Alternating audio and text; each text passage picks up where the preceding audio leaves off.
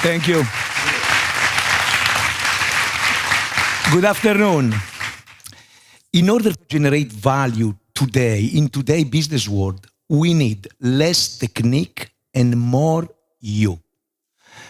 My name is Paolo Ruggeri. I'm an entrepreneur. I manage 12 companies in 6 different countries.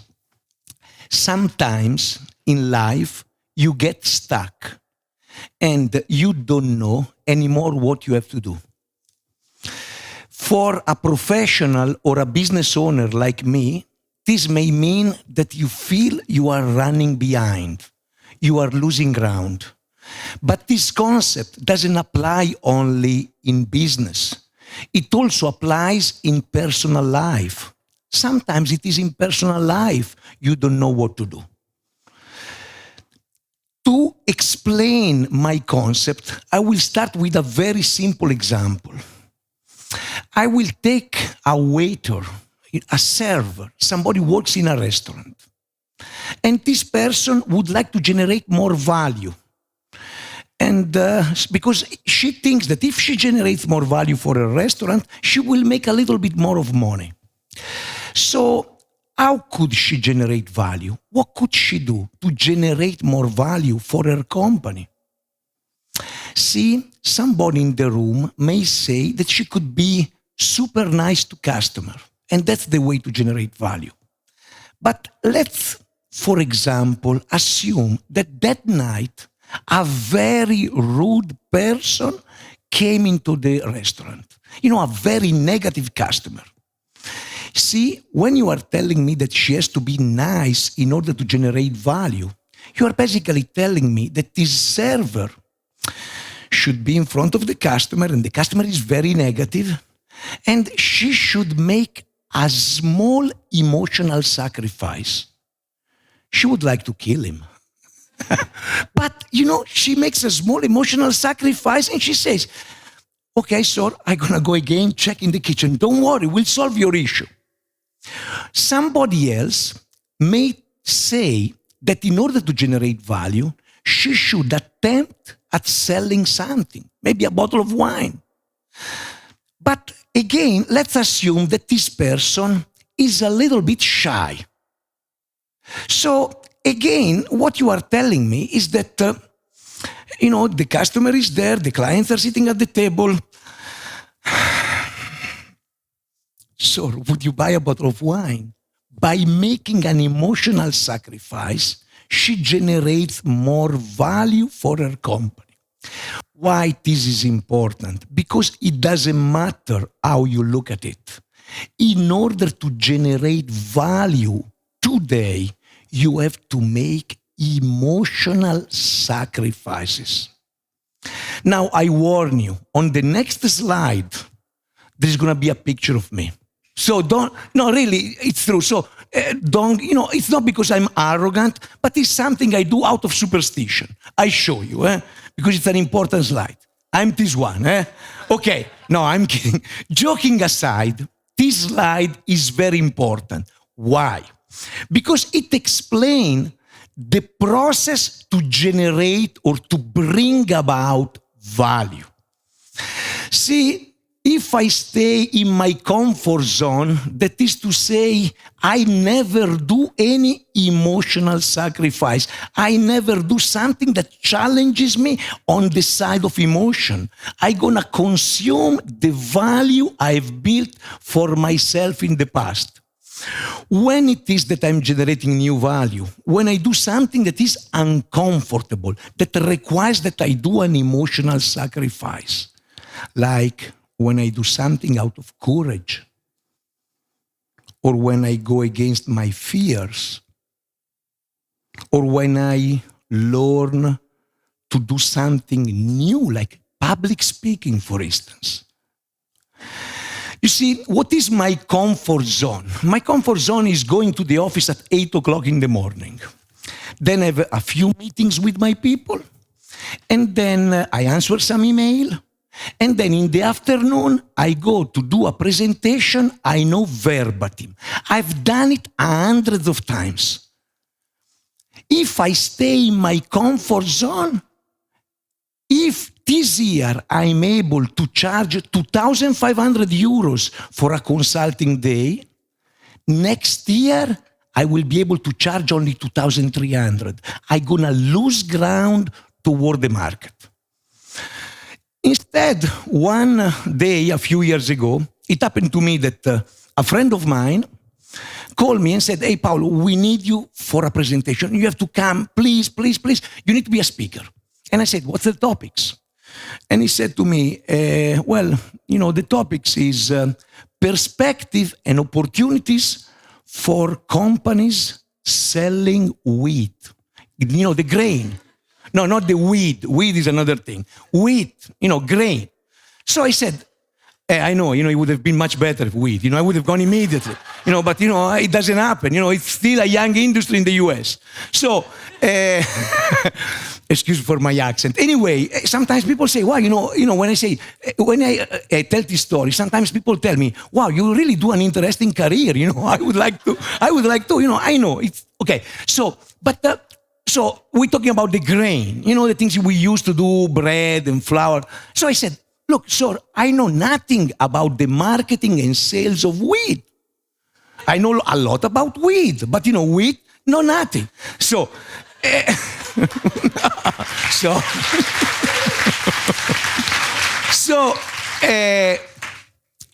anyway, so the person says, no, but Paolo, don't worry. You don't have to talk about sales and marketing of wheat.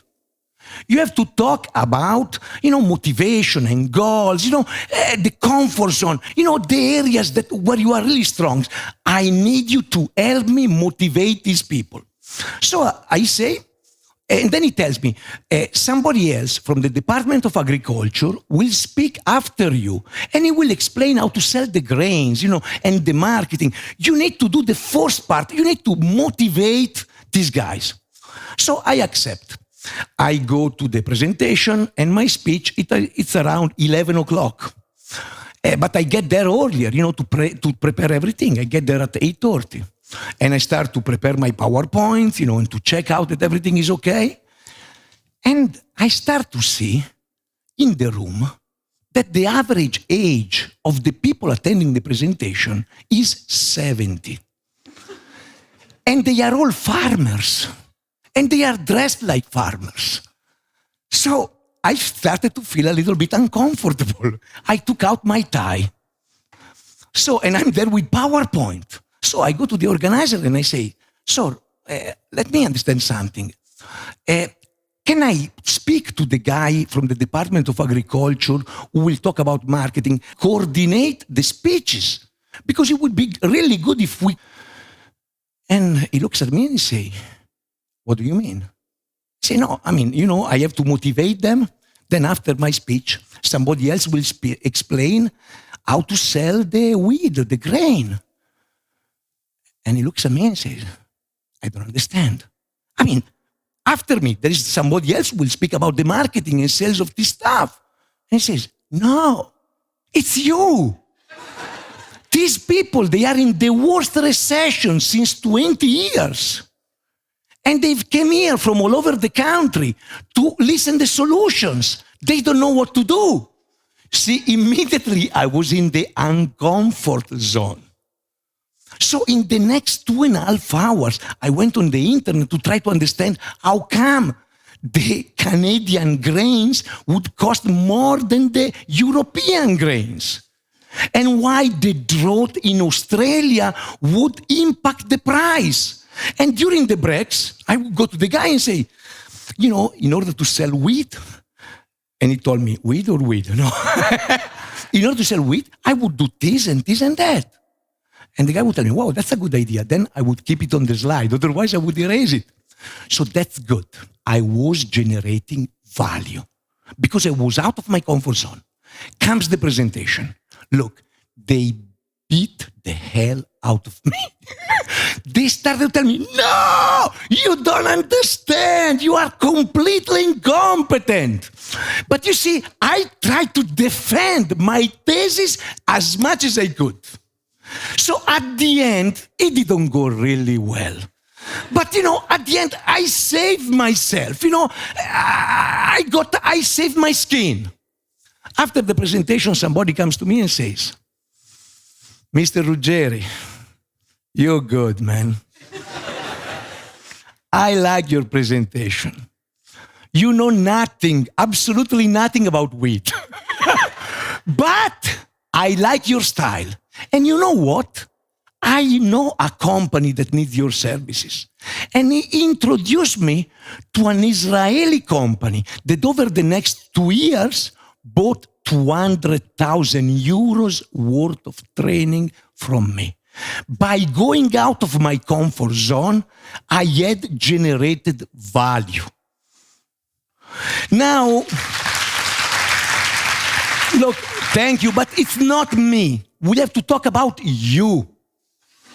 See, because you are the most important person in this room right now.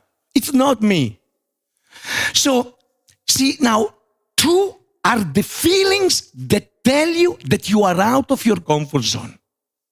The first one is adrenaline. Adrenaline is the feeling you have when you know you have taken a very important decision.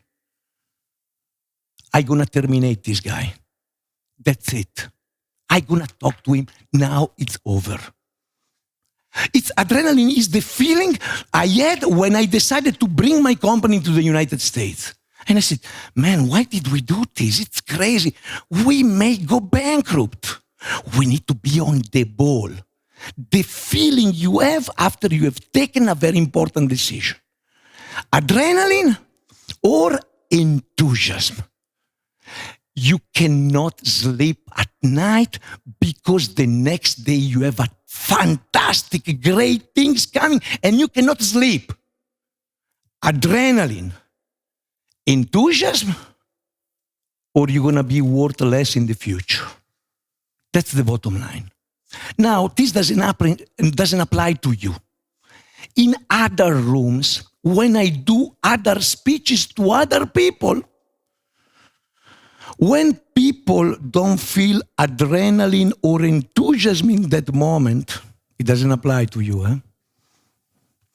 It is because, normally, there is a very important decision they should take in their lives that they are not taking. And normally, they also already know which one is the decision. So in order to generate value, it's that decision that you are thinking about right now.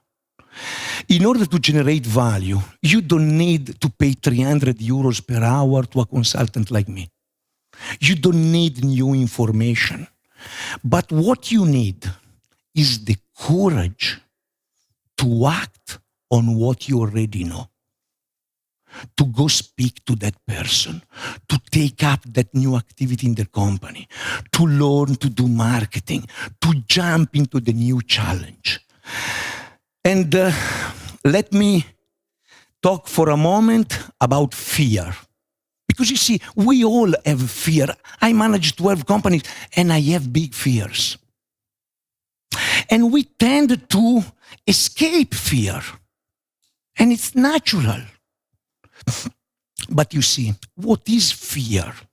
Fear is the first chemical ingredient of enthusiasm. The enthusiasm of today, it was the fear of yesterday. If you want to feel enthusiasm tomorrow, you need to take a scary decision today. Think about everything you consider valuable in your life. If you have a company, your company. If you have a boyfriend or a girlfriend, your boyfriend, your wife, your partner. Don't you have all those things because at one point in your life, you were able to fight against shyness. You confronted a challenge. Maybe, you had a job in another company and it was a good job and you left it. And you jump into the unknown. The fear of today is the enthusiasm of tomorrow. So, It's like you have taken the parachute training and you study all the theory, and one day you are on the plane and it opens the door and you say, okay, jump. And you say, hey, hold it. But you have your parachute. You don't have to be afraid. Get out of your comfort zone. Learn new things. Accept new challenge. Take that decision. Drop that toxic person you have around you. Fly. We need less technique, more you. See, even if I have a 12 years old daughter, and at school, lately she has been studying mythology, Ulysses and all these people. And one thing I've learned from mythologists is that at the end, in all these legends, there is an hero who gets beaten up.